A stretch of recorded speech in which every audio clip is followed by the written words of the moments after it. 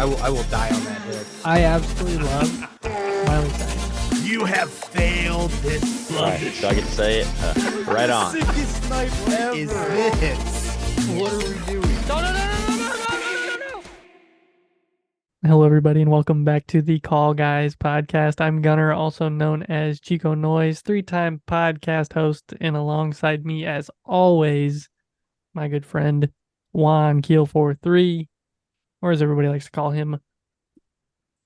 I don't know. What are we calling him these days? Vanilla Thunder kind of died out, so I know. I'm kind of disappointed with that one. I've missed a classic Emperor introduction known as Vanilla Thunder. That's right.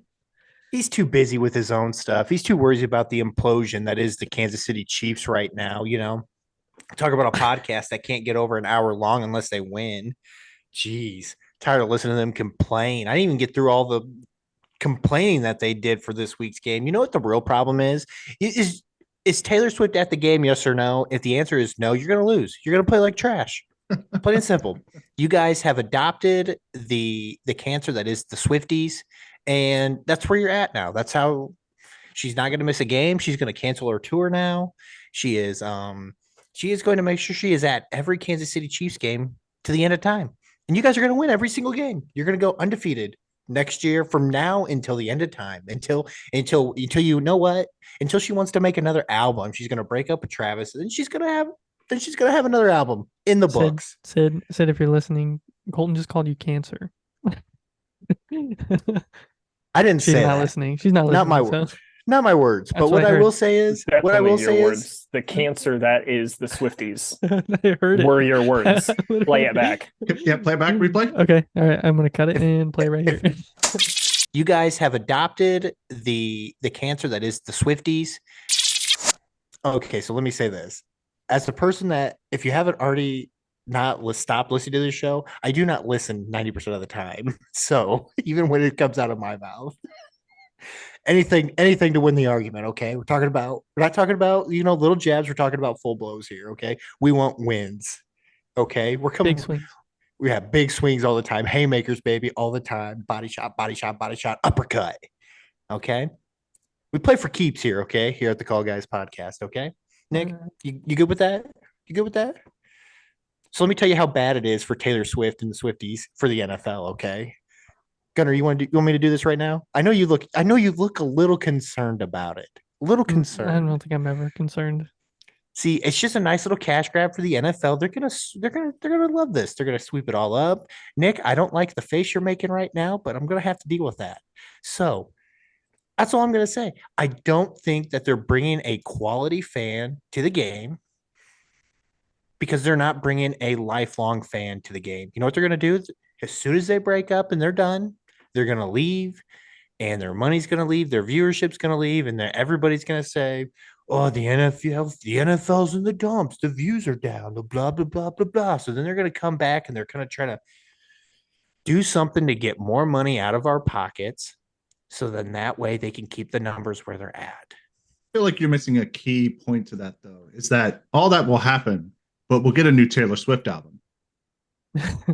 And I won't care that there's a new Taylor Swift album. I don't care. If anybody who listens to the Golden 80s, which, probably from, the people, there's some who probably listened, Golden J isn't a fan of Taylor Swift because of the way she writes her music. And that's the same reason why I don't like her music. I don't like what she sings about. I don't like what she is really about in her music. And I just don't like it. I don't like it. I don't appreciate it. And I would not want her to be the role model for my daughter. So there, I said it. Gunner, how's your week going, brother? Well, let me do something real quick. You guys hear these extra voices if you're listening and not watching on YouTube. We've got Nick and Tony because this is a Star Wars episode and apparently a sports episode. Taylor Swift episode. I felt I was listening to the books and nerds, nerds and books. I'm sorry, forgive me, Skywalker. Yeah, booze and books and nerds. And Amanda had a nice little rant about the whole Taylor Swift thing. I was like, you know what? I haven't gotten on my soapbox here lately, so here we are, dying on the hill that the Swifties are bad for the NFL. Put it on the drop bar. Nick, welcome back. Hey, Glad to thanks, have Gunnar. you. Glad to be back. Sorry you had to sit through that. How you doing? I mean, it's going like usual. Are we That's good. training? Are we training for anything coming up? I'm always training for stuff. Do you Yeah. want to know what I'm training for? Or are you just gonna Sure. shake your head at me? Yeah, I just think you're an odd fellow because you like to run a lot for fun. You could come run with me. How about no, Scotty? What if, hear me out, you did? It's a compelling What if? argument. What out if? there. What if? Mhm. What That's a if? compelling argument. Hear me out. Hear me out. I want you to, rewind, stop, take a minute, deep breath, and I say no to that. He's got Then what? 2 bad knees, bad back, can hardly walk. Get them in a wheelchair. All right, get him in a wheelchair, push him across the finish line. Yeah. No, Tony. where is your next race? I'm just Oh, yeah. curious. Dallas, December. Like you're running it? Yeah, Dallas. He's running Marathon. to Dallas. Running to Dallas. To Dallas. How far of a run would that be for From you? Houston. Gosh, that's what, 7 hours away? A drive, 7-hour drive? It's like Ish. 4.5, 5 Oh. hours away. So it'd probably take me like hour and a half to run there. Mhm. Obviously. Sounds about right. What was that? Leave me alone. Oh gosh. Oh, my. Oh Yeah. my. Well, that's good. Glad you're still training. How many marathons you ran? Since We got last time you 12. ran? Okay. Wait, since the last time, what? Since the last time I was on? Yeah. I don't That remember when that was. was probably When- around like 10 at that point. Nice. Sounds about right. I think that was Mandalorian season 3. Oh, yeah. That makes sense. It wasn't that long ago. Time flies when you're having Mhm. fun. Time Tony. flies when you're having fun, man. Tony, how's it going? Good. Hello out there, podcast world. I'm good. I don't run marathons. I'm a fat, lazy slob. It's okay. Love the honesty. Love the honesty. Only speak the truth. Hmm? You're not fat or lazy, I'm sure. I'm all of it. Fat, lazy, unhealthy, consuming mass amounts of caffeine and Dr. Pepper, all kinds of good stuff. Okay. All right. Anything interesting going on? No, I did change the light in my room for those that are watching It looks on here. cool. It's purple after the hair of the best character in Star Wars ever. Sabine for the blank looked Colton. He's got to look at his list of names to make Yeah. That's one of the that's characters in that this show. That's that girl. How can I forget? He's got to scroll Sabine? through his list first, find out who Sabine is. If you can pronounce her name, the actress's name. What, Natasha? Done. How about the last Bordizo? I don't know. That's what I was gonna say. Bordizo. I don't know. Bordy. I'm gonna call her Bordy. There you go. We're tight Bordy. like that. Yeah, best friends. What do you guys been watching lately? Anything exciting? Anything on the TV? Anything I'm streaming? actually going back through The Expanse. I just started. Nice. It's my all-time favorite sci-fi show. It's really, really good, high quality. I highly recommend it.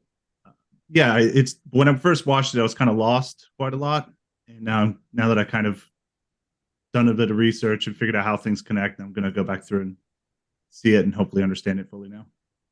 Nice. How many seasons? It's 5, I believe. Nice. Nick? Nothing recently. I'm probably going to go back through Schitt's Creek pretty soon. I watch a lot of TV in the background of other stuff. So if I'm watching something new, then I can't do whatever I'm focused on. So like I have to have something I've already seen in the background, so I don't have to like pay too much attention. What's your go-to show to turn on in the background? I actually rewatch the Avengers a lot. The phase 1, 2, 3, 4. Not a good plan. MCU. I rewatch that a lot, and I rewatch Star Wars a lot. Nice. All the movies or Beginning to end. So like first two movies, Clone Wars, third movie. I think Rebels is next. But yeah, a lot of repeats Just run for it. me. Nice. Just run it back, man. Just run it back. This is how I stay ahead of Colton on these conversations. It's not difficult sometimes. You want to know what I've been watching? You know what I just got done watching? What have you been watching, Colton? I have recently just got done watching the Twilight Saga. But why? Are any of your opinions valid in this conversation? Whoa. Okay, let's pump the brakes here, but I don't know if we should listen to anything you're gonna say on this show's topic today, and like pump the brakes even after okay? this. Pump the brakes here, brother. Okay. Are you team Edward or Jacob? Oh, Edward all the way, brother. Nah, he's Team Bella. You're wrong for that. You're wrong just for saying that. Well, you're wrong. I don't know what it is. I think it's something about movies that you grow up with around that time, like that time age thing. Because we had like the Hunger Games, we had Harry Potter, we had, the Twilights. And now the movies are absolutely terrible. Absolutely terrible. They get worse as they go on. And I don't know how that's possible. But the storyline, I don't know what it is, but I love the story. I love the story that goes on. I think the acting in it is just atrocious. The writing is atrocious. And the CGI is the baby in that thing is the scariest thing I've ever seen in my entire life. Oh gosh, I forgot about the baby. Yeah, it is hard to watch. Did you nickname my daughter Nessie? Nessie, yes. I've only ever seen the first movie. Lucky you. Like you've never seen any of them, or you just haven't seen the first one? I have only seen the first movie. Oh, well, you've seen the best one then. That's it. See, when the third one came out, I went to Chicago to a Twilight convention because one of my friends was a huge fan. Lord. Yeah, and I had a crush on Jodelle Ferland because she was about the same age, and she was supposed to be there. So I got a picture, which I used to have it sitting on my desk here, but and then she didn't show up. So I didn't get it autographed. Yeah, it was sad. Yeah, so I think there's like a real soft spot for those kinds of movies. I don't know why, it just is. So yeah, I've recently watched that. Freeform seems to think that Twilight, the series, is a Halloween movie because they showed it on their freaking 31 Nights of Halloween. Yeah, I don't understand that other than the fact that it's just scary bad. So I'm not sure. Therefore, it's a Halloween movie. What'd you say? It's got vampires in it. Therefore, it's a Halloween movie. That's it. That's probably what they're going off of, and they probably know that. It stands on. It probably also gets clicks. That's true. How to keep our viewership, just rerun Twilight over and over again. But I will say this, shout out to Logan for this recommendation last week. Yeah. Logan, brother, really appreciate it. I think I messaged you in the group message too, but I just want to say thank you for leading me towards the movie called Fright Night. It was a remake of the original. Oh, Nick, have we seen this? Oh. What? Okay, so along with my love of shark movies, vampire movies. Interesting. I knew about the sharks. We've had some interesting shark movie talk. I did not know about the vampires. Yeah, man, I love them. And you haven't seen Twilight? Twilight is not a real vampire. It doesn't follow the rules. I have a speech on this. I have a report on this from college, from speech class, technically high school, but I took the AP class. I wrote all of my speeches on vampires, and Twilight is not a real vampire. What about what about Buffy? All the vamps in Buffy. You ever watch Buffy? Oh man. Oof, that stings a bit. I need give me a nibble. Give me a nibble here on the Twilight vampires. Okay. Your original vampire is Dracula. How do you feel Okay. Dracula? Feel My hard. stake through Sunlight. the heart. Okay. Did you Sunlight. say One more. Bud Light? Sunlight. Sunlight. Okay, let's talk about the sunlight. What happens to a vampire when they get into the sun? They die. What happens to Edward when he gets into the sun? He's He bejeweled. glistens. Sparkly. He sparkles. He sparkles. It's beautiful. The skin He's of a beautiful. killer. Yeah, The The skin of a exactly. killer, Bella. And- yeah. I had to look up Fright Night because I'm going to be honest. I didn't know what it was. Oh, dude, it's so good. But Tony, I'm I'll looking be at the honest. cast It's a list. movie.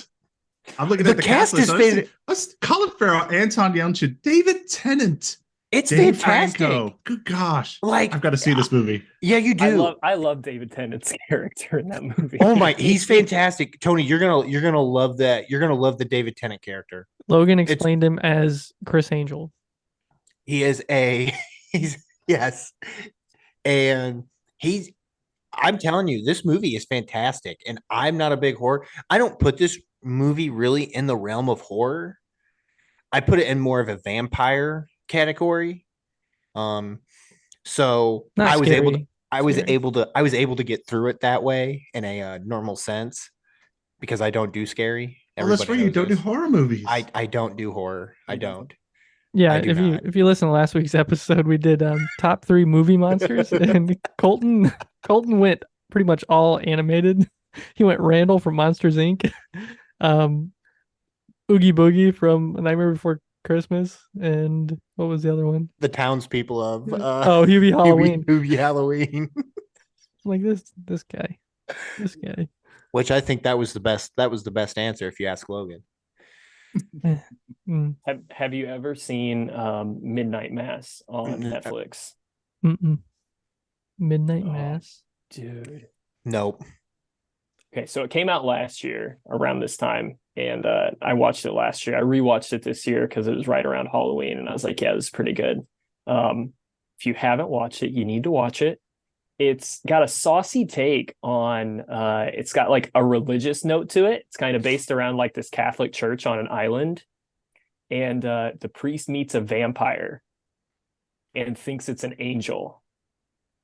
And so it's like this real interesting take on how this vampire kind of like infiltrates this entire island, and they basically just let it happen. It's pretty Have you seen saucy. Hubie Halloween? No, I have not. You're missing seen out. Hubie Don't watch it. Halloween. Don't watch it. Who's the main actor in that? Adam Sandler. Okay, yeah, I'm not gonna watch that for that reason. You're wrong. You're wrong for that. I just want you to know that. I'm right for that. His worst movie of all time. That's why I Anywho, haven't let's- seen it, Colton. Let's it is not his worst movie of all time. Pretty close. Let's rewind. Let's backtrack off the Hubie Halloween God talk. Okay. Fright Night though. Go check it out. Great movie. I'm adding Tony, that to my list. and honestly, Tony, that's what got me was the cast. I went and looked at the cast because he was telling me the people. I was like, well, how the heck they get all these people? And I'm looking at it, I was like, holy crap. Colin Farrell, fantastic. David Tennant, fantastic. Anton, fantastic. McLovin, fantastic. Okay, even the guy, the Lovin. kid that made the main character. I can't think of his name. Anton Is it Anton? Yeah. Anton Yelchin. Yeah. Yelchin. It's what is it? Who is he? Scotty and No, The he star- was he Scotty? He's oh, wait, Chekhov. Chekhov. He's Yeah, Chekhov. yeah, Chekhov in the Trek movies. Trek Yeah. movies. Yeah, that's right. He was really good too. Yeah, I'm telling you, it's a fantastic movie. There are some scary parts, but it's like if I could get through it, like I feel like it's not that scary of a movie. Did You you wanna have? know Were you why? covering your face? I didn't cover my face at all. Do you want to know why those vampires are considered real vampires, Colton? The sunlight. You said it, not me. Yeah, there's that one moment where the one dies in the sunlight, and it's like, dude. Now I'm really Crazy. surprised you haven't seen Buffy, given the amount of passion you Yeah. have on this topic. Yeah, thank you, Buffy's thank so you, good. vampire Spike fan. is one of the best characters in any show. Yeah. Why don't you Yep. put that on when you go on your runs? Maybe I will. You won't. Maybe I will. Coward. I think Blade's on Netflix. You guys seen the Blade trilogy? Oh, gosh. fantastic. So good. No. I don't know what's Tier. better. I don't know what's better, the John Carpenter movies or the Blade trilogy. Definitely Blade. I heard they took that new Blade movie back to the drawing board 100%. Hard new I'm writers. not surprised there either. I heard that too. Yeah. We'll be That's- surprised to ever see it, in my opinion. It'll be a flop either way. So Yeah, they're gonna. Yeah. Gunnar, what are you watching, brother? Or Tony, are you watching anything? We went through me. It's Gunnar. Expanse. yeah. Expanse. Yeah. Yeah. Started Goosebumps. Nice. Really, really enjoy it. I just heard that there's a new one. Oh, it's Justin Long, phenomenal. The entire cast of high schoolers, so good.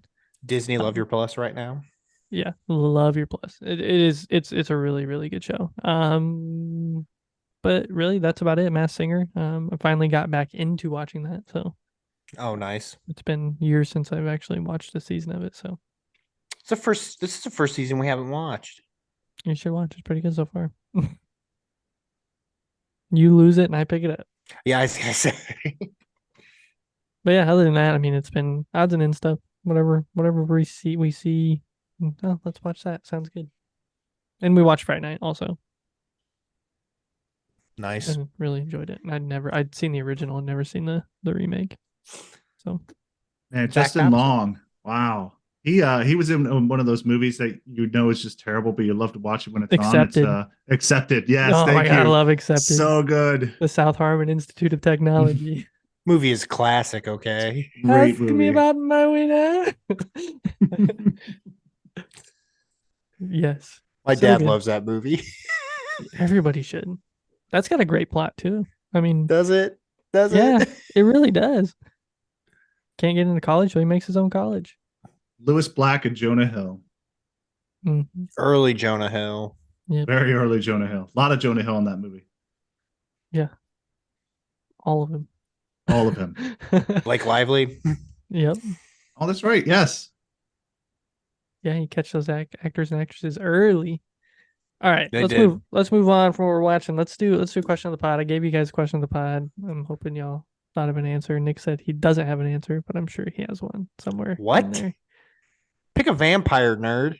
All right, so question of the pod. Question of the pod this week is: who is your favorite sci-fi character of all time? Start with Tony. Oh, a lot of pressure right out of the gate. Yeah. One of my favorite sci-fi shows of all time. I will be breaking from what people who know me probably would think I would say, which would be something from the Star Trek universe. I'm actually going to move to a different show. It was a well-loved and regarded show, but it definitely flew more under the radar than it should have, and it was called Babylon 5. It was an amazing sci-fi show. It was one of the first shows to do serial stories on television. One of the first to introduce full CGI. Wasn't great. Doesn't hold up today, but for the time it was pretty good. But that show had a character in it called John Sheridan. He's the main commander who comes in season 2, and he is just phenomenal. The way he commands, his arc, everything. Played by the wonderful Bruce Boxleiter, I think. Oh gosh, I'm going to botch that last name. But he's great. And I very much love that character. Nice. Nice. What was the name of the show? Babylon 5. Babylon 5. It's the show that Deep Space Nine stole all of its material from. Nice. Very nice. Nick, you got an answer? Well, next. Oh, mine's really, really simple here. I'm gonna go with Doctor Who from Eccleston to Smith. Those three doctors. I called that one. Yeah, that's Yeah, you're going to call that one before. I said Colton's gonna pick a doctor. I didn't know which doctor, but he's gonna go every one of them. Not every one At of them. least 3 of them. Don't say that. There's a drop off. There's a drop off, and it starts with Capaldi. So Tom Baker's the best doctor. see, I haven't really I haven't really watched those older doctors. I'd like to. I'm worried that I'm so accustomed to the Eccleston, Tennant, and Smith doctors that like if it doesn't live up to that, I feel like I'm just gonna think it's crap. Because I know that that's your favorite, one of your favorite doctors. Yeah, I grew up in England, so of course Doctor Who is a staple of television, and my dad was a huge Doctor Who fan, and Tom Baker was always on the TV at night. Yeah, it was a good show. I See, don't and know that's that I could watch it again though. I'm scared too much time has passed, and it's super campy, and probably hasn't aged well. But yeah, yeah. And that's the one thing that worries me from going back and watching the older ones is I'm just worried I'm not gonna like it just based on the fact that it was done before I was born. So Nice. Nick, you want me to go? I got mine. Okay, go ahead. I'm gonna go with Albert Wesker from Resident Evil. Okay. He's just he's very cheesy. You know what's expected in Resident Evil, and it's just I feel like he's got a decent villain arc, but it's still just so incredibly cheesy. I really like that, and also one of my favorite video game series. So yeah, I'll go with Wesker. they did not do him justice in the movies though.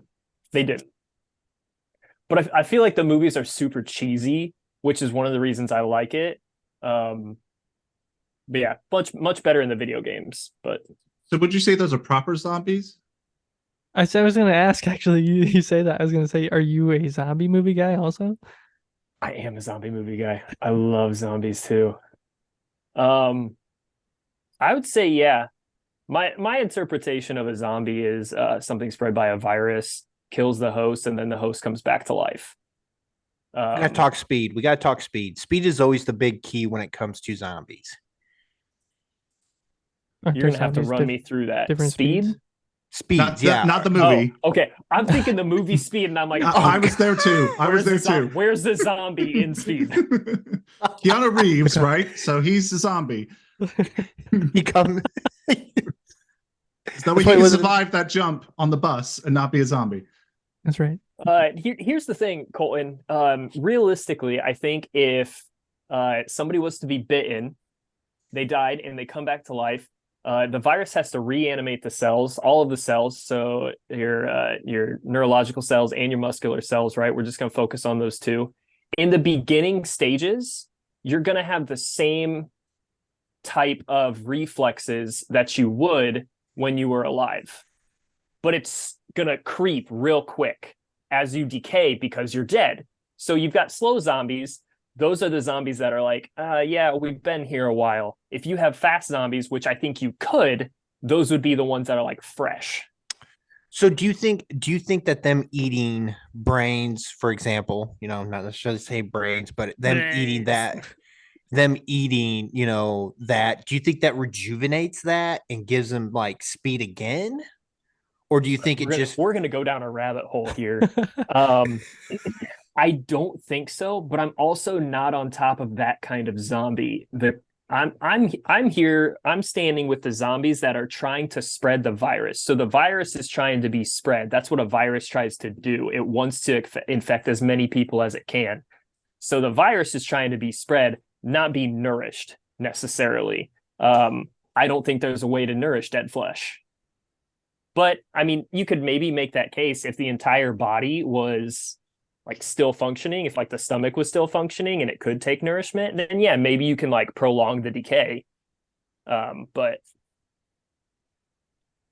okay, I think you would get you get down.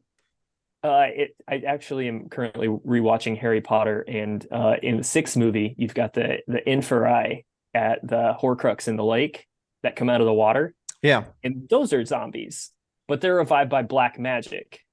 So one of the problems that I have with is it a zombie or is it not a zombie is how you kill it.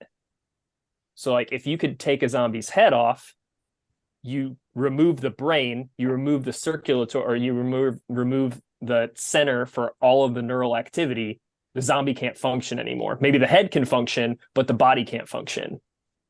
If you revive a body with black magic, is it a zombie? I don't know. Always double tap.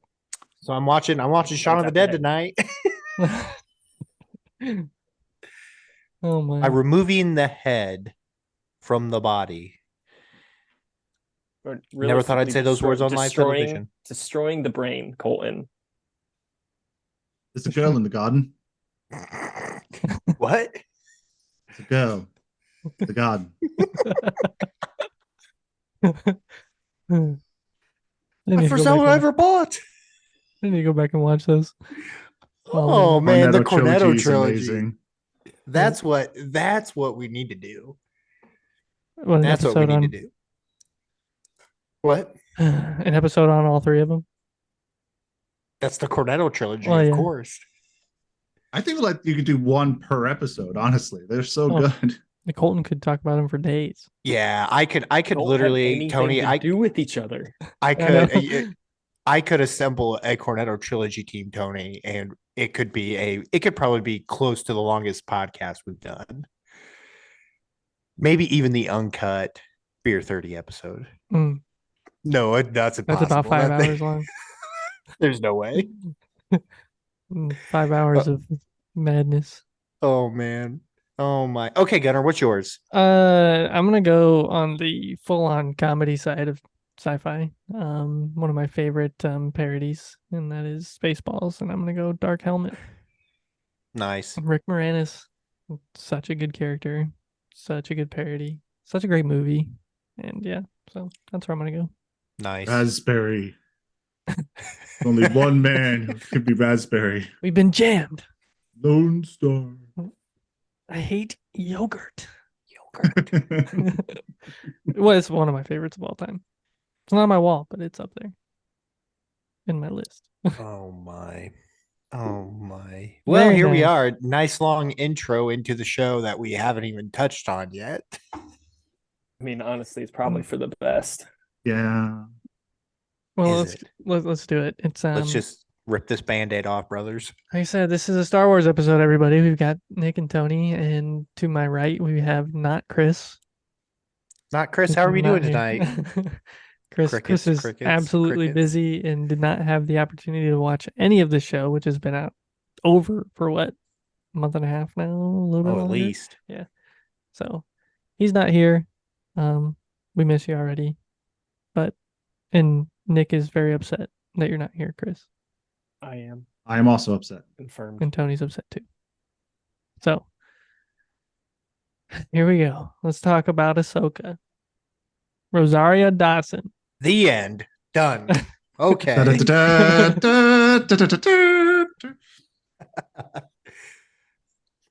Well, All right, brother. What do you want to get into? Let's just get into this.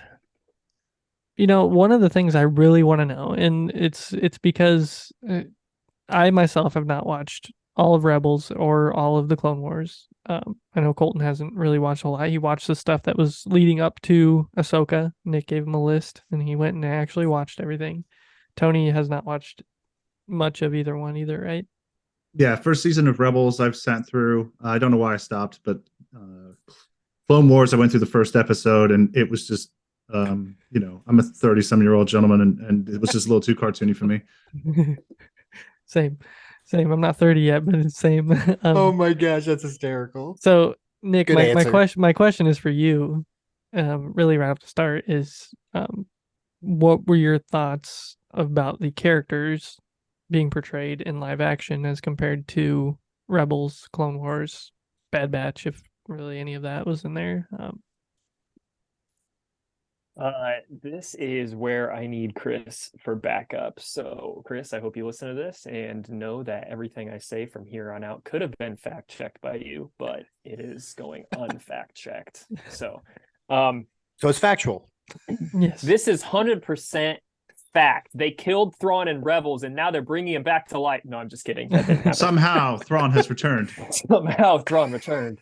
That's the main one I really want you to hit on is Thrawn too, because I know that I've heard a lot of opinions about him being such a amazing strategic, leader, and in the show they like really dumbed him down a little bit. So So yeah, we'll just start with Thrawn then. he was definitely analytical in Ahsoka, which is a good portrayal of his character in general. Thrawn's a very analytical guy. He does awesome work in the Rebels when he is fighting the rebel group, which is Hera, Sabine, I think it's Zed, who we don't see in this show, Chopper, Ezra, and then Kanan. And we see four of them. We don't see Zed or Kanan. But while he's kind of, fighting this very small rebel group, and they're not technically a part of the rebels, the Rebel Alliance, they're just kind of their own ragtag band in the beginning of the show and throughout most of it. He's so far ahead of them. It's like me playing chess with somebody. I am the worst person at chess. I'm playing checkers while they're playing chess. They're 15 moves ahead of me. They know what I'm going to do before I do it, and that's Thrawn. Thrawn knows exactly what you're going to do. I don't think that they did a bad job portraying him in the show. I think a good example of Thrawn and his kind of analytical style of how he matches an opponent is when he's sending troops after Ahsoka and Sabine when they're on. This is also where I need Chris. When they're on the far galaxy planet with the grandmothers. When they're like preparing to leave and they just need more time, he does a really good job of calculating, all right, well, I can afford to send 2 TIE fighters to distract them, to take up some time, but also I can afford to lose 2 TIE fighters. So I'm going to send 2. It works for me. It works for the mission that I need. If I send 3, it's not going to work. It's going to be too much of my resources. He does a really good job in that sense several different times where I think it's Morgan kind of fact checks him and she's like, well, why don't you do this? And he's like, because that's not our goal here. Our goal here is to leave. So he does a really good job of that. But one of the parts that I really liked was when he's analyzing Ahsoka before he meets her, and he asks who her master was, because he looks at her master, which is how she was trained. So she looks at Anakin's styles. What did Anakin do? That's what he passes down to Ahsoka. So that's what he can expect from her. He did the same thing in Rebels when he was analyzing Anakin. Like his master is Obi-Wan, so he repeats this and he knows how to fight Ahsoka because he knows Anakin. On top of that, I really like it's like a very, very short clip of we've killed Ahsoka and Sabine. And he's like, all right, well, that's great. Our TIE fighters aren't coming back. Also, prepare for them to get here. And Morgan's like, well, we've killed them. He's like, yeah, but Anakin has a bad history of coming back and screwing everything up. So we'll prepare for them to get here. And then they do. And he's like, they've already got it set up for that to happen. So I think they did a really good job on Thrawn. I think that's about the only character I think they did a good job on. Let's get into the Rebel group a little bit. I think they did do a good job for Hera. She's the leader. She's the pilot in Rebels. They kind of stuck to that. She's also kind of the not bound by authority figure. At the end of Rebels, she becomes a little bit more bound by authority. So you can see that in Ahsoka. She does have, like, I believe she's a captain. Correct me if I'm wrong. General. She's got general. She's got Yeah. some status. She's got some status. But then she's going against orders, and that's Hera. So I think they did a decent job portraying her. You don't see a lot of Hera though.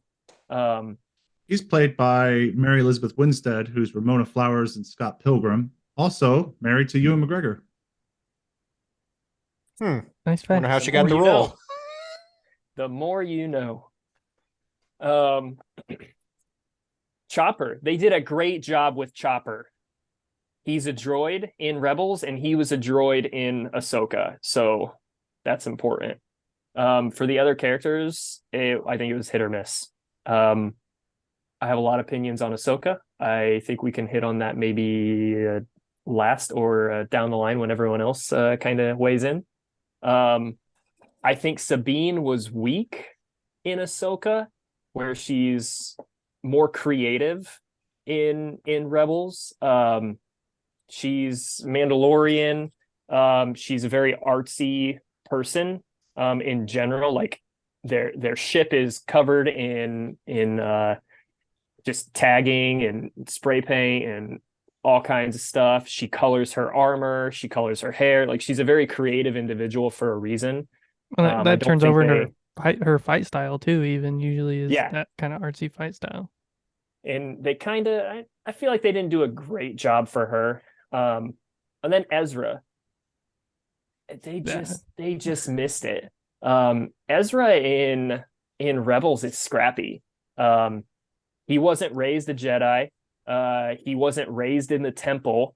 Kanan found him. Well, the crew found him, and you see Kanan in the Bad Batch when Order 66 happens, and they're hunting down a Jedi and her Padawan, and the Jedi basically steps in, dies, and Kanan survives. The child survives.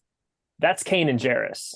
And so, like, for the first couple episodes of Rebels, you don't know that he's a Jedi, and they find Ezra, and he's Force sensitive, and so he gets trained by Kanan, who wasn't trained by a master because he was a it was a youngling at the time.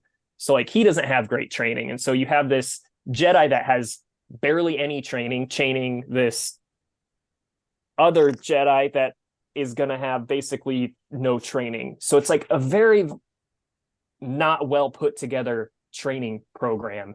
And he's too calm in this show. He wasn't the same Ezra in Rebels. And that kind of is my overall opinion of the show as well. I just don't think the show did past characters justice. I can talk about Ahsoka too if you want, but we can get some other opinions in here first. Yeah, so Tony, what were your overall thoughts on the show? Oh, they're pretty bad. I was prepping for the show, I went ahead for the last hour and a half, kind of going through episode on Disney Plus, just kind of hitting the big beats and sort of writing down notes. And it's funny when I look at my notes, episode 1 is basically I've got like 5 lines of information, but then by the time we reach the finale, I'm at a half page just full of just not great things to say about it.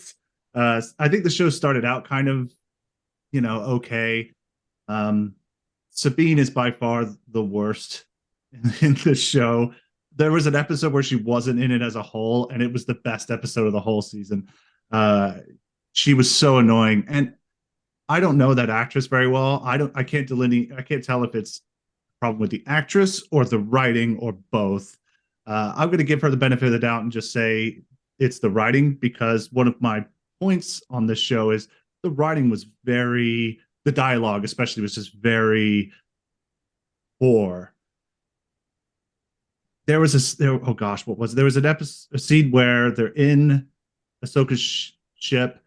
It was some fallen Jedi, and they're about to go out to deal with something outside the ship. And the dialogue is Ahsoka's telling Sabine, relax.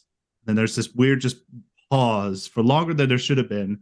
And Sabine goes, don't worry about me. Yeah. I'm not. Should I be? What? Worried? Nope. It seemed like it was a high school drama. It was really bad in places for sure. So overall, I was not a big fan of the writing. I would say that this show, if it was the next season of Rebels, this would have been great. But the fact that it's a live action and Rosario Dawson, who plays Ahsoka, in everything that I've ever seen her in, I think she's top notch. She's a great dramatical actress. She's got some chops. but they don't let her do anything in this show other than fold her arms and sit there looking like she's bored. It just didn't come across. The show didn't give me any reason to care about Ahsoka. It certainly did give me any reason to like Sabine. The people that I was really the most attached to were the bad guys. You know, your Balin was the best character in the whole show, in my opinion, and he didn't really do much. But that's because you have Ray Stevenson, who just put in a rest in peace because he passed away. Be careful. Yep, he put in the performance, and I was very much in. Just anytime he was on screen, I was there. I was for it. I wanted to hear what he had to say. He had great lines to deliver.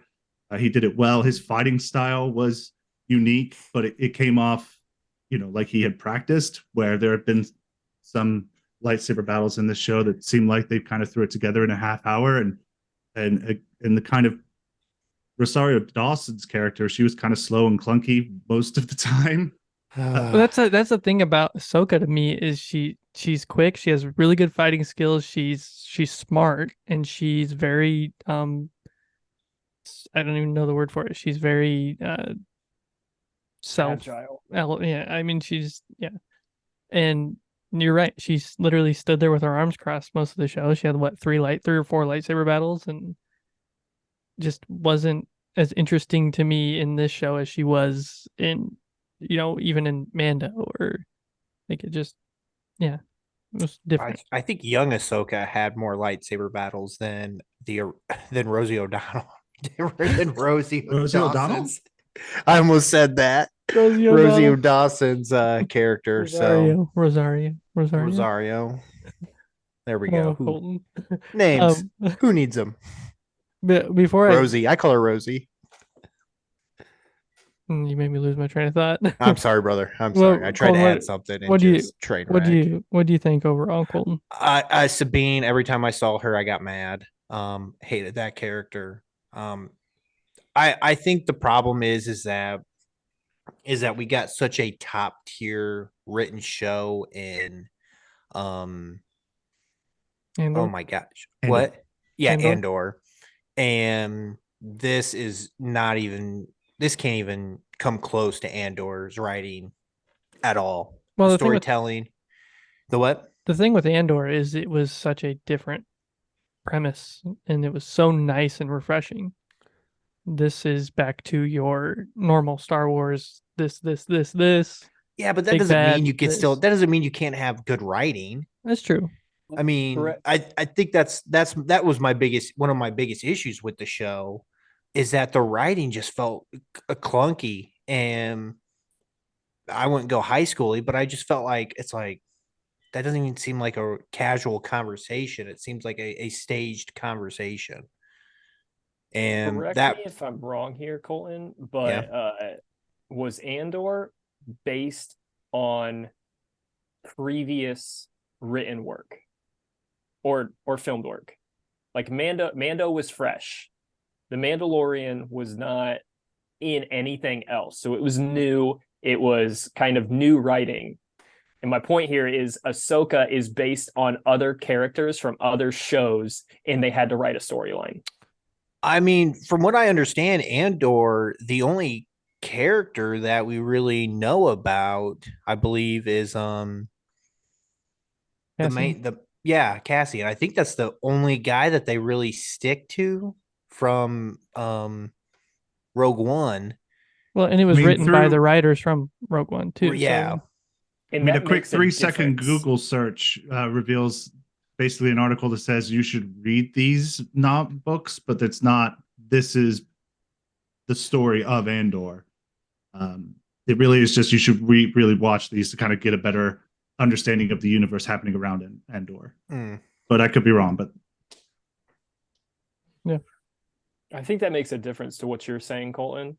Ahsoka is based. All of these characters are coming from elsewhere, so they have to build a story on story that's already written.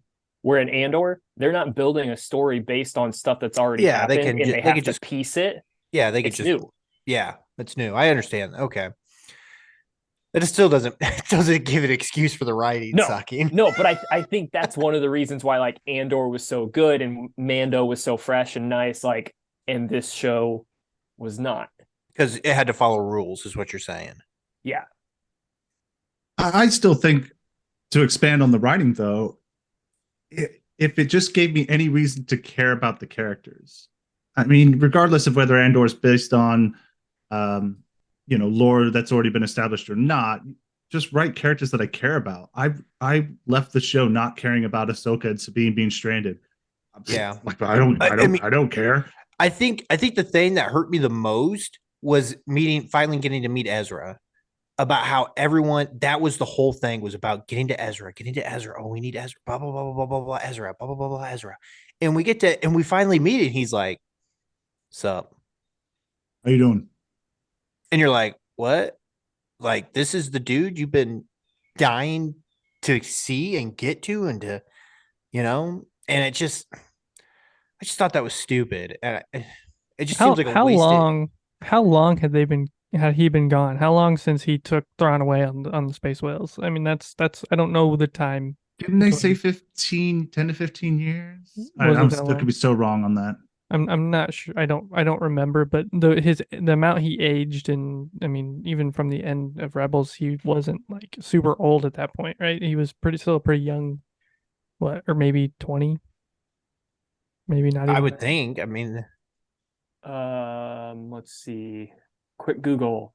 From the original trilogy, which takes place over the course of 4 years, the next time we hear the name of Thrawn is in season 2 of The Mandalorian, which takes place 5 years after the original trilogy and 9 years after Thrawn's disappearance. So 9 years, 9 years, give or take.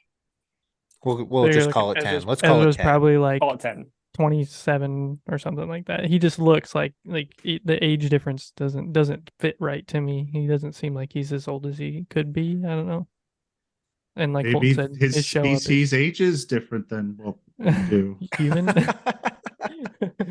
and then my biggest hill I will always die on is that I am sick and freaking tired of people getting stabbed with sabers and surviving. It makes me mad.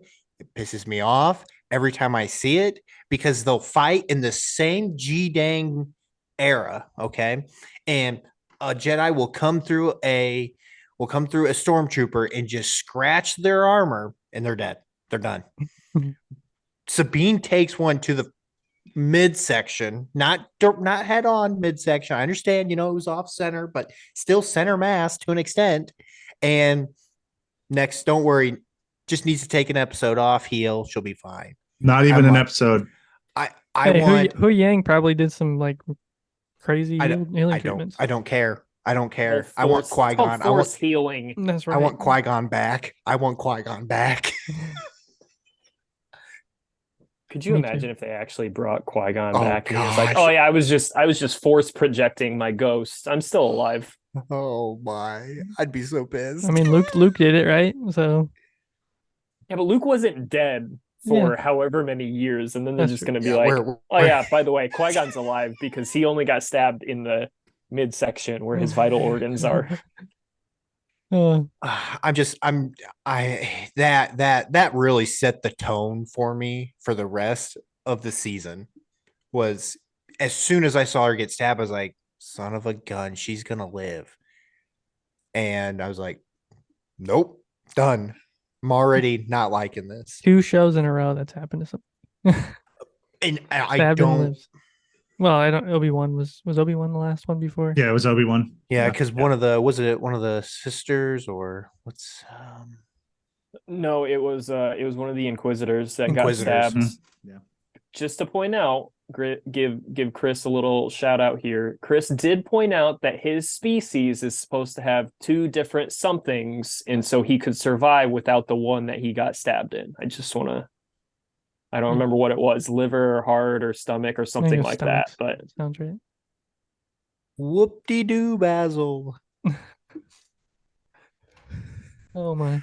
Yeah, and honestly, another thing that the fighting. I'm sure Nick and Tony, Gunnar. I don't know where you're at on this, but I know where they're at. Is the fighting just seemed it was bad. It was bad. I mean, so bad. The best duel was between Ahsoka and Anakin. Yeah, no, true. It truly is. And it was the one with little Ahsoka and Anakin Yeah. was the better fight. Not even main Ahsoka. But it's Ahsoka gets on the ship and she's surrounded by the zombies, and they're like bad dudes, okay? Like they don't just like there's no quarter. They go until it's finished. And they're like, you know what? I think we're gonna surround her. You know what we're gonna do? We're gonna give an old classic one-on-one, like for some honor here. And it's like, no, that's not what you do. You do not do that. That's bull butter. You take Ahsoka down right then and there, and you don't care. Just just bad. It's just so many little bad things that add up. If they came at her, she'd just zip a circle in the ground and fall somewhere. She'd be all right. Yeah, but you got how many guns pointed at her? She cannot zip a circle that quick, and she cannot block them all at once. This Ahsoka, not fast, not quick. Yeah. Okay. Nice. What do you think, Gunnar? Yeah, Gunnar, what'd you think? Tell me all the Um, great things about this show. There was one great thing in this show, and like I said earlier, this is not a great show. This is a It good was the show. Space Whales, wasn't it? I love the space Totally whales. the space whales. I love the space whales. It's a great callback, and I love that they mention them and show them in different points and shows that in the past, Mandalorian being one of them. Grogu sees them, and then obviously Rebels at the end when they they show space whales all the time in Rebels, don't they? Or I've never. I think the if I remember right, Rebels is like based on a planet that like is a breeding ground for the space whales. So it's like you see them often enough, but they're supposed to be there. It's like if I remember right, there's a like refinery there that kind of harvests energy from the space whales. Gotcha. I wish I knew Cosmic- the real name cosmic, of the space whales. I can't remember their name either. Okay, Gunnar, what did you like? Was it the space whales or was there something else? No. Honestly, the one episode where they do the flashback, where she goes to the world between worlds, which is a callback to Rebels, or Clone Wars. I don't remember which one she goes back, and when she the brother sister and she gets the owl. I can't think of the owl's name right now either, but that whole callback was really cool. And then seeing Hayden Christensen come back, that was awesome. It was a great episode overall. And then the flashbacks to the Clone Wars. Yeah. Actually going to, I'm assuming was Geonosis at the time.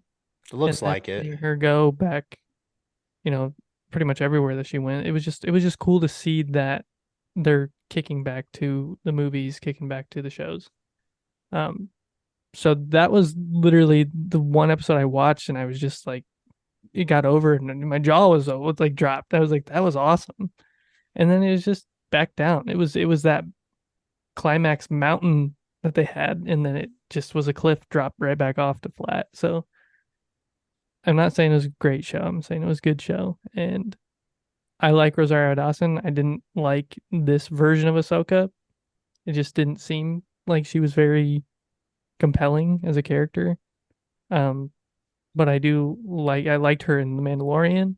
I thought she was really good in that show. But yeah, overall, it was just okay. It was nice to see Hayden Christensen come back. I know that that's a big of a controversial statement when you look online of the show of the fan service versus substance of telling a good story, and did they need to bring him back?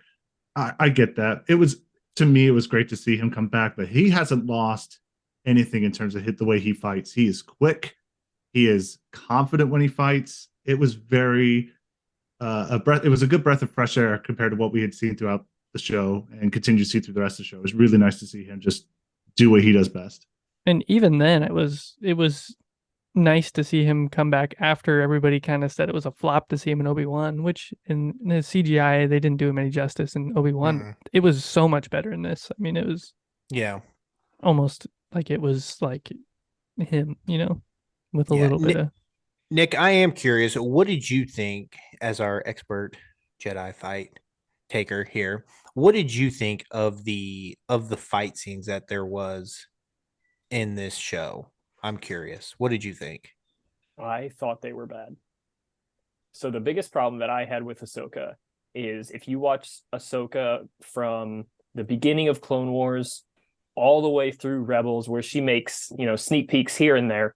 When you're watching Ahsoka, Ahsoka is fast, she's agile, she's lean, she's quick, all words that mean the exact same thing, but there's a reason that she is those things, and it comes to kind of fruition when she uses two lightsabers. She uses two lightsabers for a reason, and she uses two lightsabers, one forwards and one backwards, for a reason, and that's because of her fighting style. That's because she's quick. It's because she's agile. She's low to the ground. She has a low center of gravity because of it. She's quick, like from the ground, and she fights that way. And Tony said it. The fights here were slow. She was slow. She was clunky. You could see it. You could see physically in the choreography of her fights where she would come up and block, but she's not meeting the block. She would hold up a lightsaber and wait for the enemy's lightsaber to get there to get the block. It was bad. Like, it wasn't fluid. It wasn't concise. And it's not... That's one of the biggest problems that I have with Ahsoka in this, because Ahsoka is my favorite Jedi, and I'm just going to say Jedi. It's easier. She stepped out of the Jedi Order in Clone Wars. I don't know what to call her, so we're just going to stick with Jedi, know that she's not actually part of the Jedi Order anymore. But it was just terrible to see my favorite Jedi in this. You guys have already said it, this crossed arm. I'm not really like part of this conversation. I'm standoffish. When she gets into fights, she's slow, she's standing. Like, it wasn't the same Ahsoka that was seen in any of the other shows. Yes, Colton? No, nothing. I'm just listening. Okay, you're getting close to your mic. I think he's trying to hide his smile because he's excited. Well, and it's just upsetting because, like, in the Clone Wars, she's sassy. Like, she's got a lot of sarcasm. Like, you see any memes about Obi-Wan from the prequel movies, and it's like this sassy bitch right here, and it's Obi-Wan. You know who they're referring to, and that's because Obi-Wan is sassy. He's sassy in Clone Wars. His character is sassy throughout. Ahsoka is sarcastic. That's why she works well with Anakin, who is a tougher master. They play well together. She is not the same Ahsoka, and I hate it. It's like she's trying to be a teacher way too much in this. Like, she's trying to be like I'm trying to teach you a lesson, listen. And it was almost annoying, actually, to me. It didn't feel right. This is one of the spots where I need Chris to back me up, because I do not remember in Rebels Sabine getting a lightsaber from Ezra and her starting training with Ahsoka. I don't remember that happening. Not saying it didn't, but I don't remember it happening. I do know that the training between Ahsoka and Sabine took place off screen. That much I do know. I just don't know about the lightsaber. So the one part in Rebels I do remember is Sabine does have the dark saber for a little bit. And there are parts in Rebels where she's like trying to learn how to use it. And I believe it's Ahsoka who's telling her, you're not mentally using the dark saber, so the dark saber is using you. And you kind of see that in Mando. Mando has like, it's almost like he's trying to like swing 100-pound hammer around, like it's super heavy. He can't do it. That's kind of the same thing, but I don't remember Sabine getting any kind of Jedi training in Rebels. And so they do all of this like inference of she got this training from Ahsoka off screen. And so you're kind of coming into it blind, not knowing any of their relationship as Padawan and Master. So the dynamic was kind of random there, and I really didn't like that. I don't think their characters were true to what their characters have been in the past. Same for Ezra. I was expecting a lot from Ezra. He does a lot in Rebels. He's decent with the Force. He's quick with a lightsaber. He has a lightsaber that has a built-in blaster because that's how he built his own lightsaber. And he's just weak in this show. I mean, he spent 10 years alone. You think he would do a little bit of meditation training and meditation and be something, but like he had nothing. He had the force jump. The force push.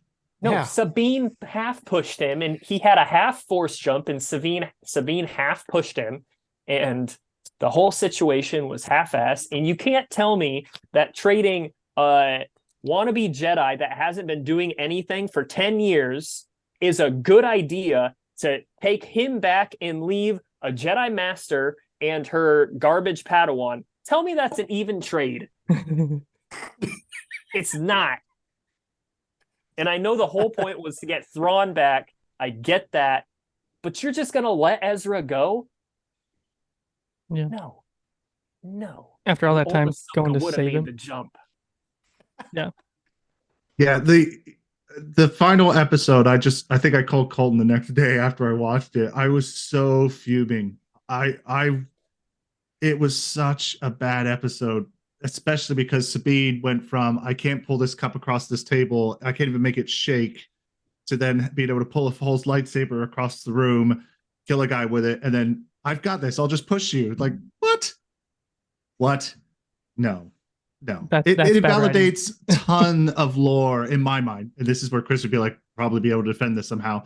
But it's in my mind, from what I've seen in Star Wars, it invalidates everything Luke did. It's almost like another Rey story all over again. Someone who could they just have it. It's like, no. Even Anakin and Luke had to train. They had to figure it out. They had to be disciplined and keep trying these things. Like Sabine, it was a light switch. It's like, no. Colton, what did you call that? You had a name for that type of character. Oh, it's what is it? The Mary Sue? Mary Sue. Yeah. Yeah, it's a Mary Sue character, which is actually a real terminology for a character that pretty much is just OP from the start, and they can do whatever, and they don't need to practice. They're just like, oh, I want to do this, so I can. Or it's like one event makes them able to do that. Like it clicks for some reason right there. Yeah, and then there'll be like their teacher or people around him who have been doing it for years and years, and they're still not as good as them. Yeah. And it's frustrating that we are here with our storytelling that it's just that way for certain characters, and it's bad writing. It's that way because we wrote it that way. Yeah. It just makes it uninteresting. Like, what's the arc of Sabine? She's just a sassy, kind of horrible person at the beginning and doesn't like to listen to people. She kind of then accepts training from someone because what else is she going to do to go help find Ezra? Like, that's her whole mission, is to find Ezra. And then all of a sudden she just has the power. It's like she didn't earn it. And that's, I think, unless the lore originally specified, like, that there's just a life event where if you could turn it on and flip it on. If that was the whole lore from beginning of Star Wars, okay, I could understand this, but it's not. It takes training and discipline and years. And it was so annoying. I was very, very heated when that moment happened in the show.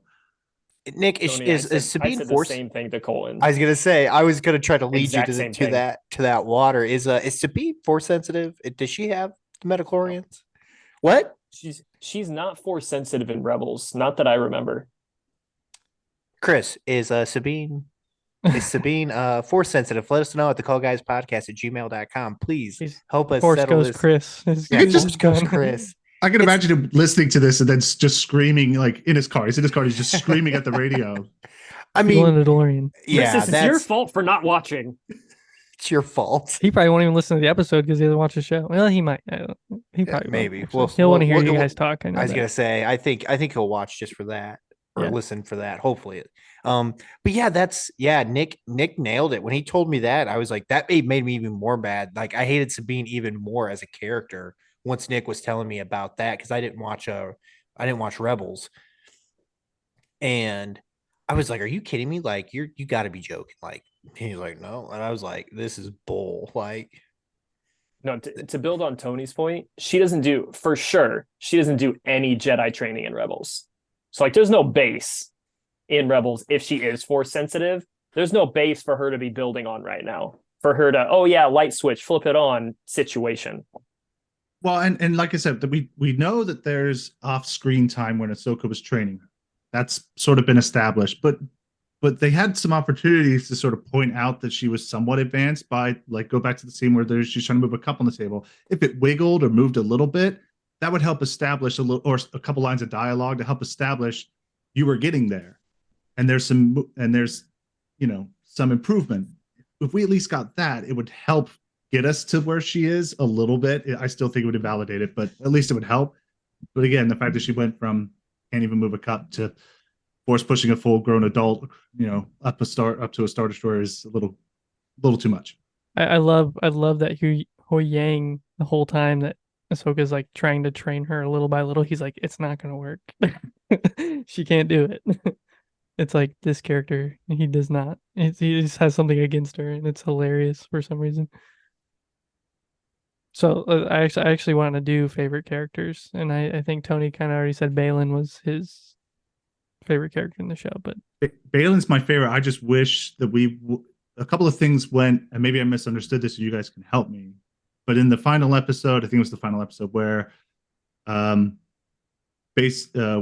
his apprentice's name? Gosh darn it, Shin. Shin, yeah. Shin and all the goons are going to go attack the camp of turtles for merchandise reasons.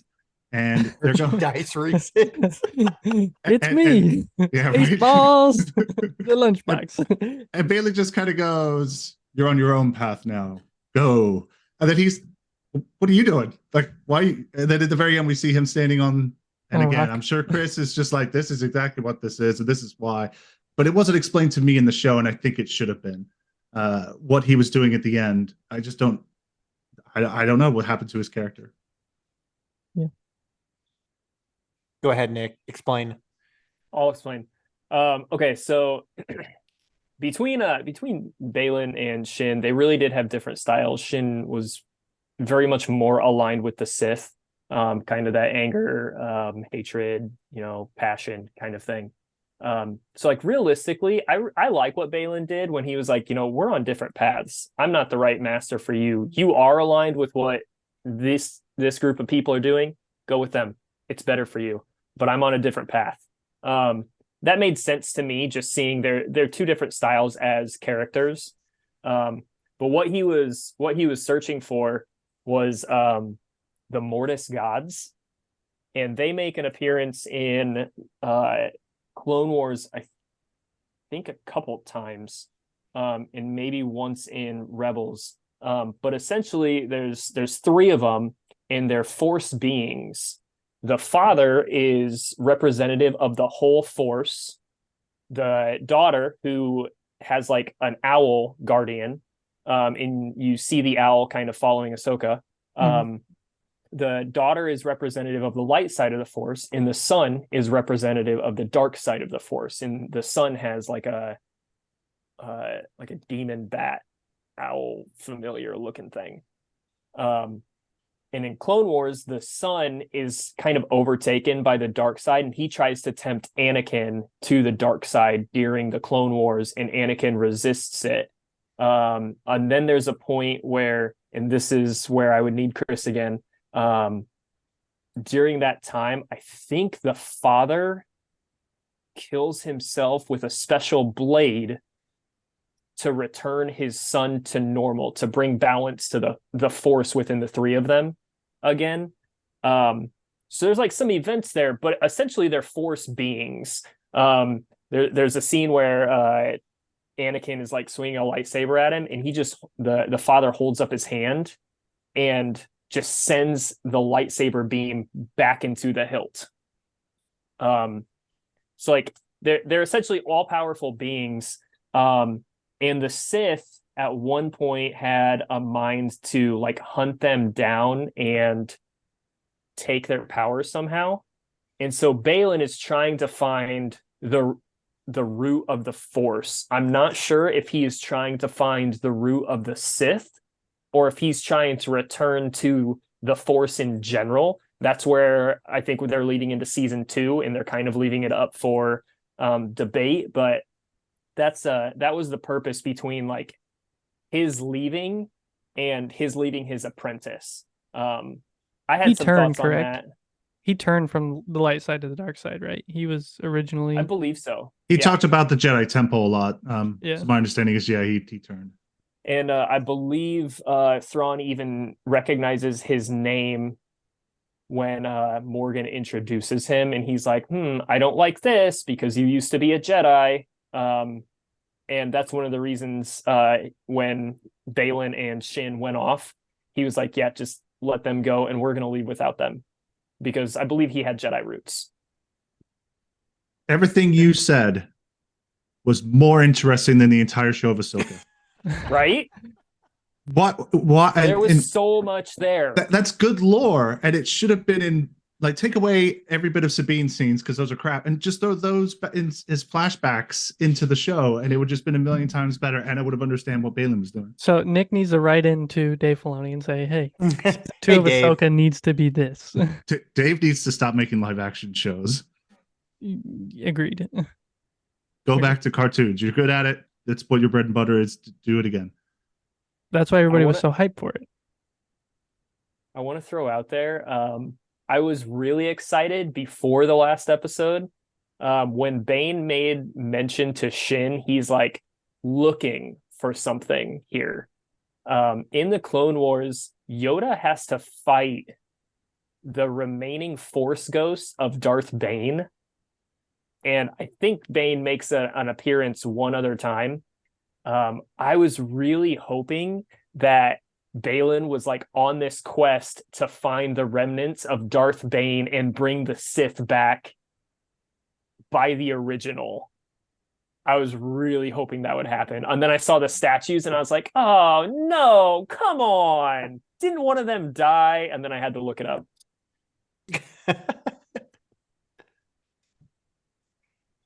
And I'm going to say, you were talking up Thrawn in the very beginning of this episode, and I did kind of like wave my hand at a couple of them, like, okay, that kind of makes sense. But overall, I was very disappointed with Thrawn. Again, I've not seen the TV show, but he just seemed to just make weird decisions where he made comments like, we're always going to be one step ahead of her.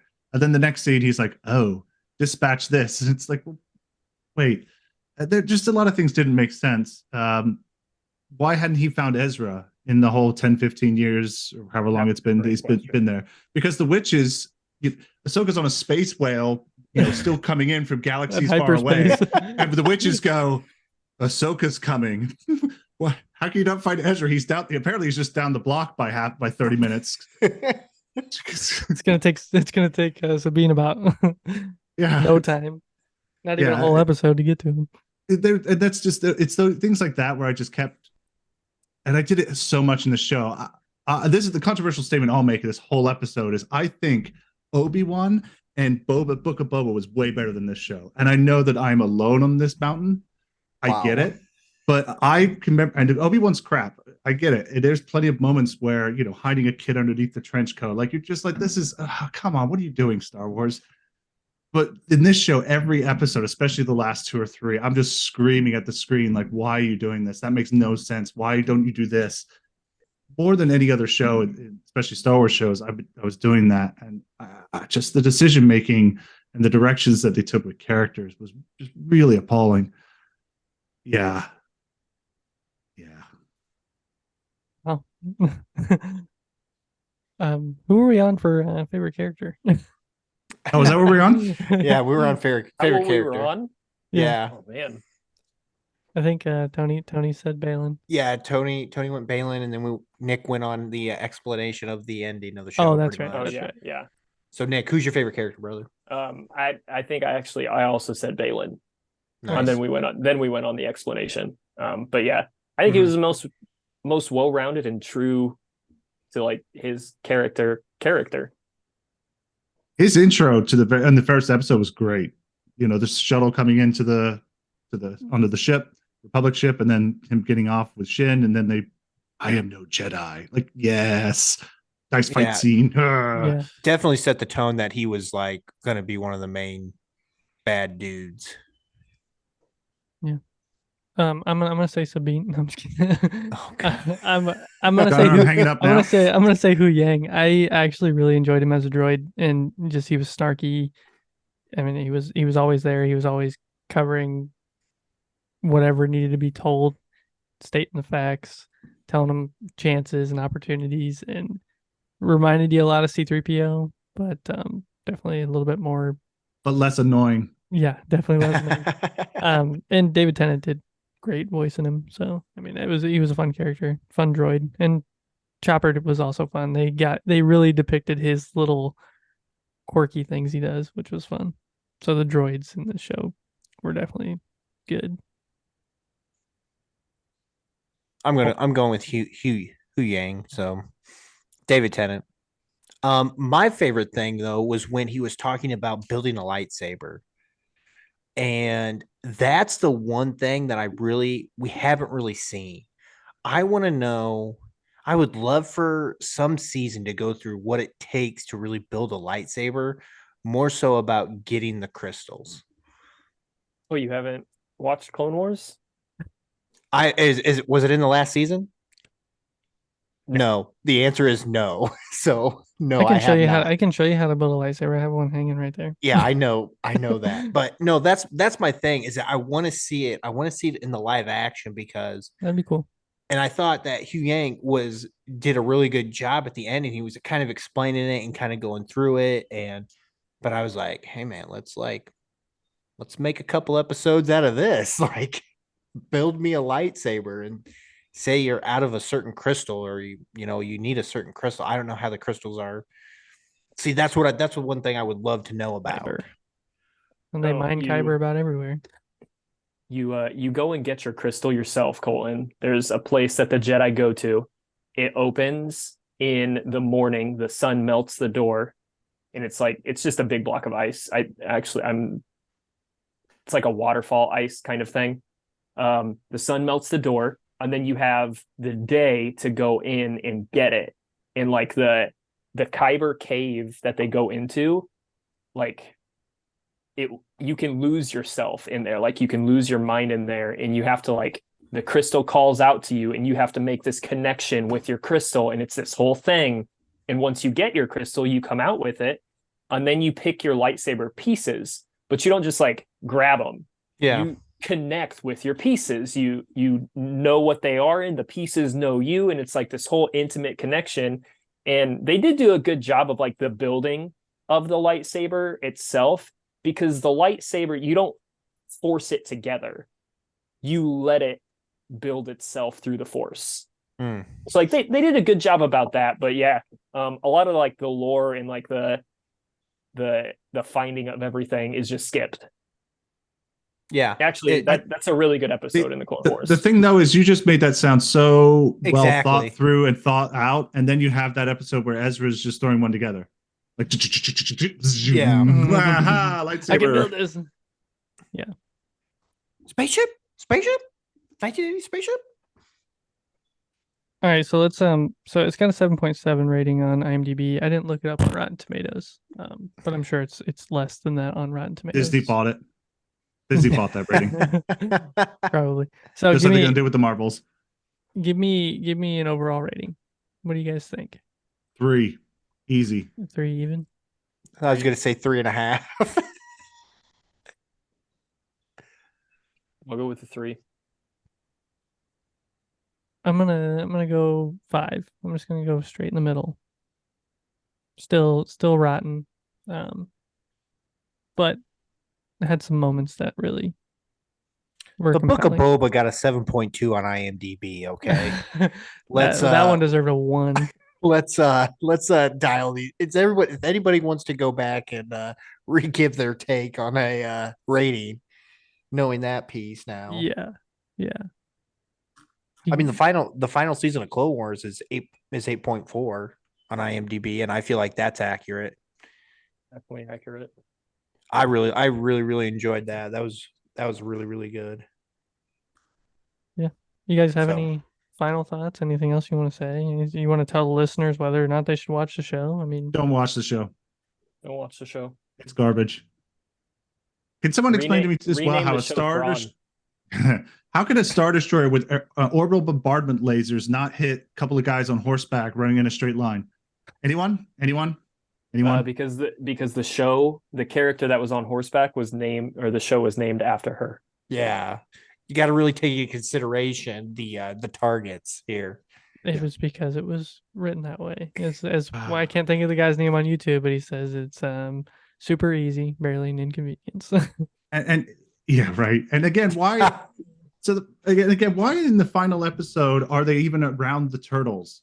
The very beginning of the episode, Thrawn's like, we're about to leave, and they're just sort of hovering over the turtles, having a conversation. It's like, just go. Like, why are we waiting? I don't understand.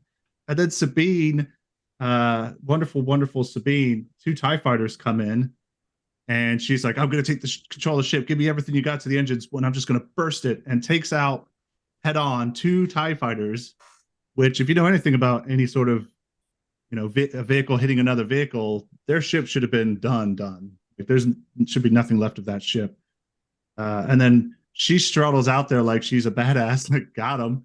Like, you just ruined your way out of here. Sorry, I just could not stand Sabine. And I'll get off this high horse sometime. Was Ahsoka standing outside the ship while they were in hyperspace, or was it when they were flying? Like, she would Yes, but stand outside they were inside the whale, so they were inside a ship. Okay, so technically they were inside. That makes sense. It was always just weird because she would just go stand outside while they were flying around. It's like, well, they built that set. You got to make some use out of it. yeah. Somebody put the harness on her. She's going back out. Nick, anything else you want to say? I built this show up in my head. Like, I had a lot of expectations when Ahsoka in The Mandalorian, when she says her line about Thrawn. And immediately I'm like, oh, Ezra, no, you can't have Thrawn without Ezra. So I'm like building up this make-believe plot in my head. Okay, if someone's going for Thrawn, Ezra's gonna be there. And then, like, the show started, and as the show is going on, certain things happen, and I start building new plots in my head. One of them was Balin, and I thought he was going to go find Darth Bane. Another one that I had was when we met Ezra, and he just sucked. As a person and as a Jedi, he's just bad.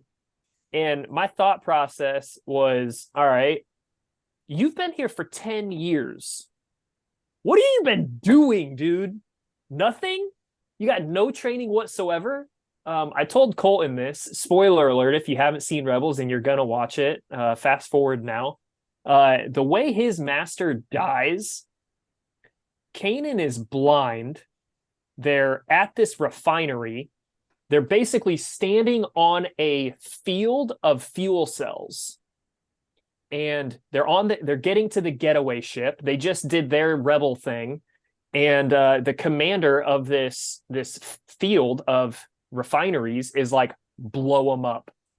Blow them all up. We'll kill them this way. And so they do. They blow them up. And Kanan, who gets blinded in an earlier season and has to learn how to use the Force without seeing, which is a really cool story arc, senses that and holds the explosion at bay with 2 hands while the others get on the ship. It's awesome. It's cool to watch. He has a love interest with Hera. So Hera gets off the ship to come to him.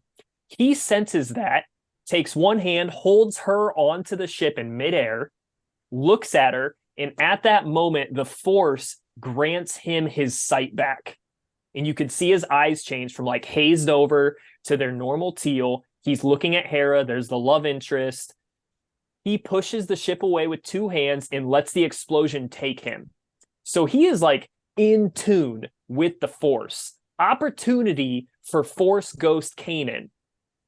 And then you got Ezra chilling with the turtles for 10 years doing absolutely nothing. and Sabine gets her right off the screen that she's all of a sudden a Jedi? No. And then you write it so that this garbage human being that has no force wielding power whatsoever, Ezra, who did no training, gets traded off for a Jedi master and at least a Mandalorian fighter. And that's your trade-off for the good side? I'm like standing on a soapbox right now, but I could just real quick, one more. I love it. This whole thing was just a dark side Empire timeline or storyline. That's all this was. The good guys did nothing to save any of this. We saved Ezra. Yeah, that's great. Thrawn still returned. We sacrificed Ahsoka, the Jedi Master, already said it. We sacrificed Sabine. She was at least good with a blaster. For what? Nothing. And it's only so they can write a season 2. Yep. That's it. Wow. Wow, Nick. I'm proud of you. That is fantastic. I was gonna say, do you do like the thing where you're like the the clicking? Wow. I'm so proud of you. I love fired up Nick. Okay. And the sword fighting was garbage.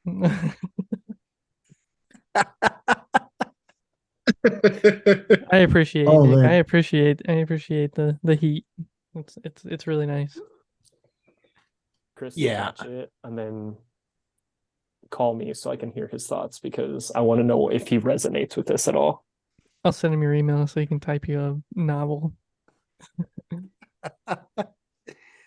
Colton, I mean, Nick, he nailed it. the thing about In the his thing mind, in and the his- thing that I love about Nick's take is that Nick has the exact same like we have the same reason why we don't like it, but with Nick, there's a legitimate reason. Actually, a hill to stand on instead Yeah, of you I just could- dying on a hill. Yeah, I could just make up a hill to die on, and Nick's got like his hill is like ironclad. Like there's no way anybody he can't die. on it. Like, He's built stairs up his hill. Your bad knees are blowing out going up yours.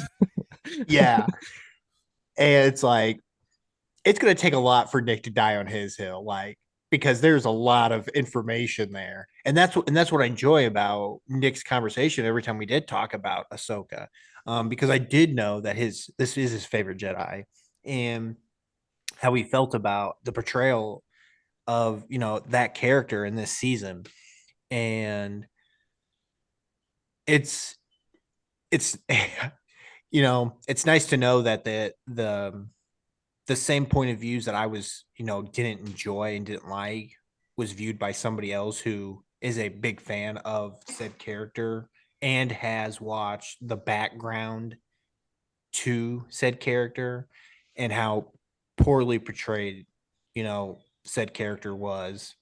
So it's nice that I feel like I've got some merit when I say, yeah, Ahsoka sucked. And they're like, well, why does it suck? I said, you don't know my buddy Nick. like, and that's just what I say. And it's just, because then I get hit with well, you didn't watch Rebels, you didn't watch Clone Wars, blah, blah, blah, blah, blah. It's like, well, let me tell you someone who has more than once. Also, if your show requires all that backstory to even remotely make it good, you're doing it wrong. I don't disagree with that thought process because that's a big task, especially when you're making this, you're making, and you brought it up a little bit.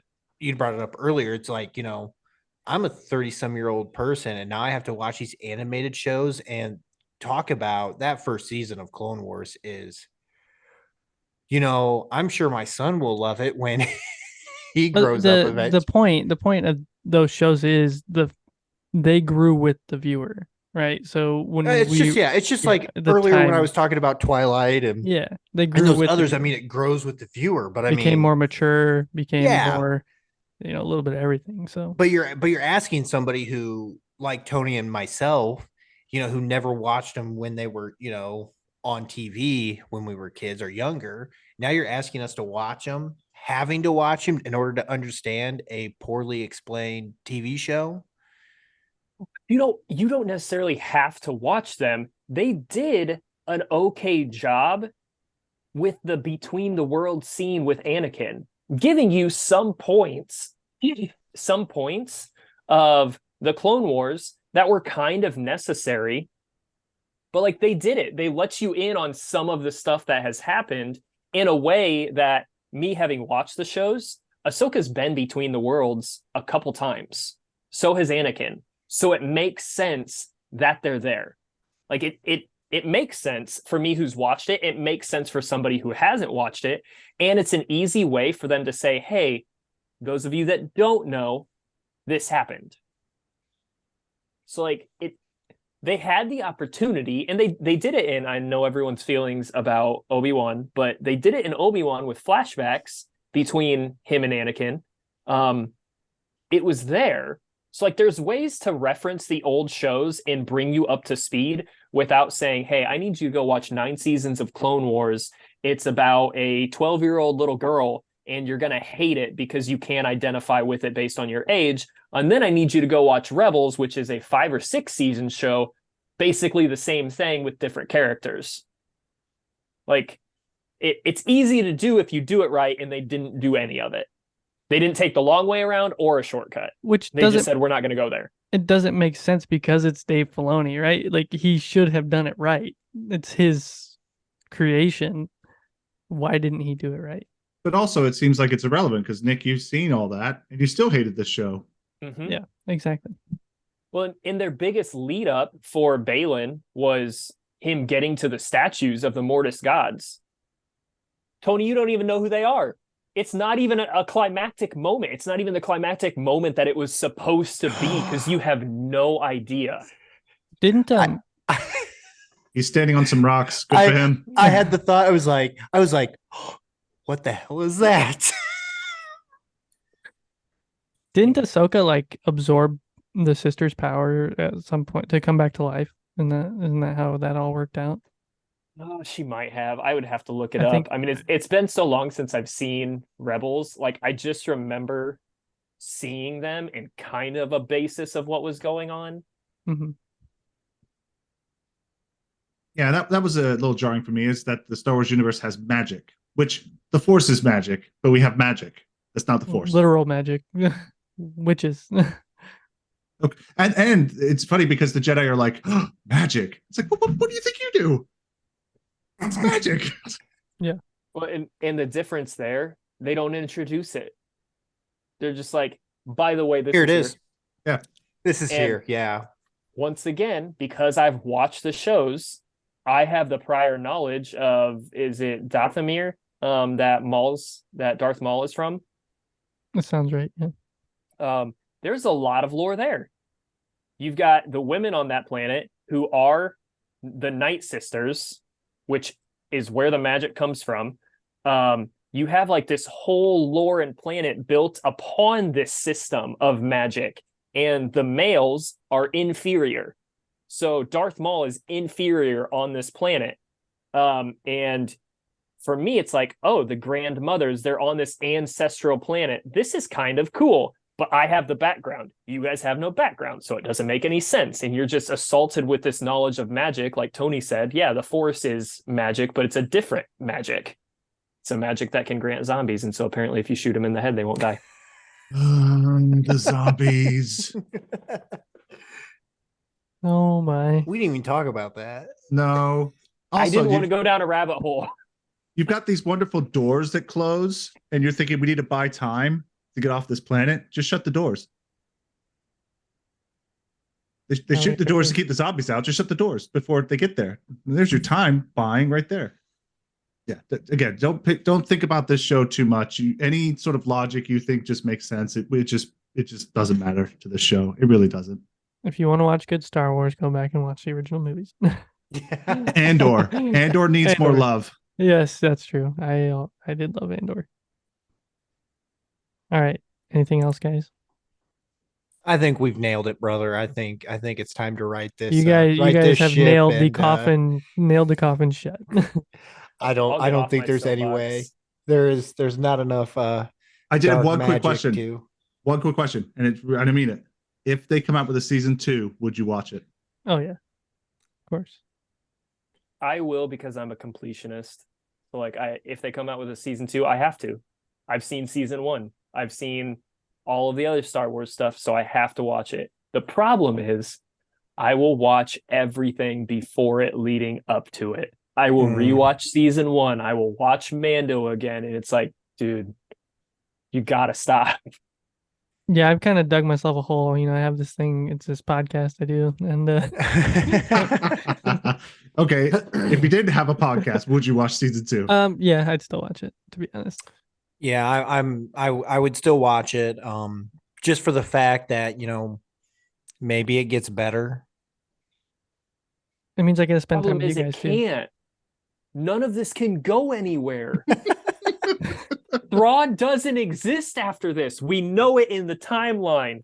Balin does not do anything with the Mortis gods. We know it in the timeline. It can't go anywhere. Maybe it'll explain force healing.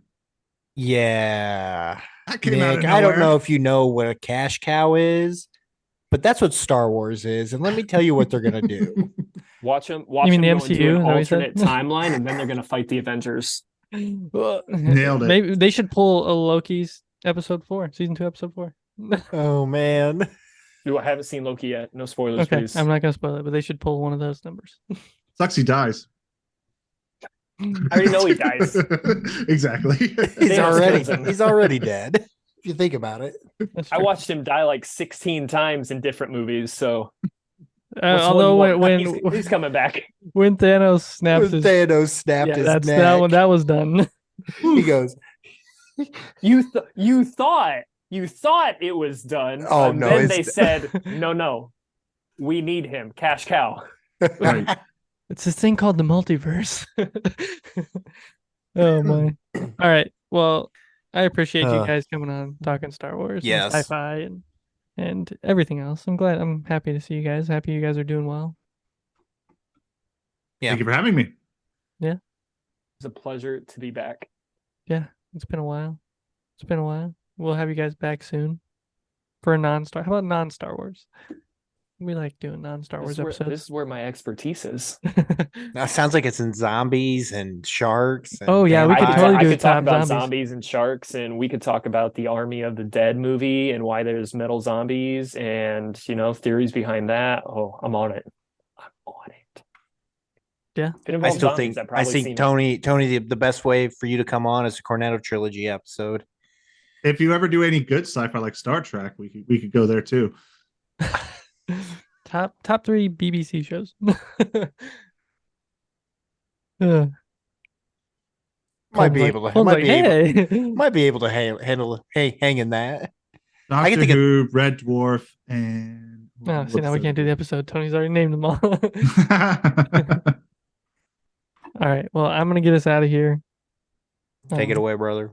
You got it. Everybody, thanks for listening to the Call Guys podcast. You can find us wherever you get your podcasts, whether it be Spotify, Apple Podcasts, Amazon Music, anywhere you get your podcasts. Watch us on YouTube. Just search for the Call Guys podcast. We release every Monday when we release on all your favorite podcast sites.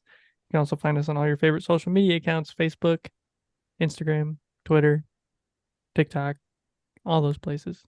Go check us out on all your favorite social medias. And you can also check out our website, goldenmojoent.com, where you can find us and all of the other podcasts under the Golden Mojo Entertainment Network of podcasts. Like I said, goldenmojoent.com.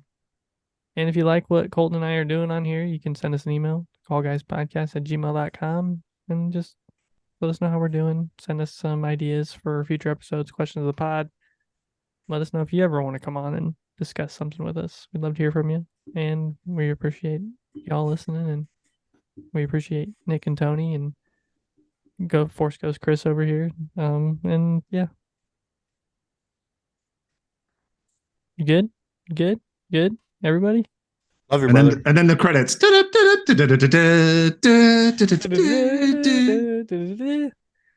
Maybe Lucas will have the new outro done by the time this comes out. Probably not. Whoa. We'll see. Colton, Both I did Tony- have a question for you, Colton. What's up? Army of Darkness, Evil Dead series. Please tell me you've seen them. Army of Darkness? Is that the one that the Netflix Bruce one? Campbell. Bruce Campbell. I haven't really watched. No, those would be scary movies, in my opinion. Army of Darkness releases this scary movie. Evil Dead. Colton is not going to watch Evil No, Dead. he will though. not. No, probably not Evil Dead, but at least Army of Darkness. I feel like you could watch that and Wait, not Army really of have to know Darkness. the lore. That's the one with Batista and is that the one? The new one? No. No, that's Army of the Dead. Ah, Army of Darkness. No, I haven't watched it. Okay. Sounds It's scary. like it's not. It's like comedy action more than horror. Would that be fair to say? I actually Yeah. haven't seen Army of Darkness. Oh, okay. I'm surprised at that, Nick. Let me Logan, Google let it. us know at thecallguyspodcast@gmail.com. Yeah, you know Logan's. You probably think I like watching it? I have myself a list of stuff I need to start watching from everybody that's been on here tonight, so it's exciting. Ooh, 1992. Classic. Bruce Campbell. Oh, Bruce Campbell. Mm. All right, well, you guys are Okay. Googling. I'm getting us out of Yeah. here. So everybody out there in podcast land, well, thank you for listening. We'll see you next time. Later. Bye. See ya. Bye. Read with you later.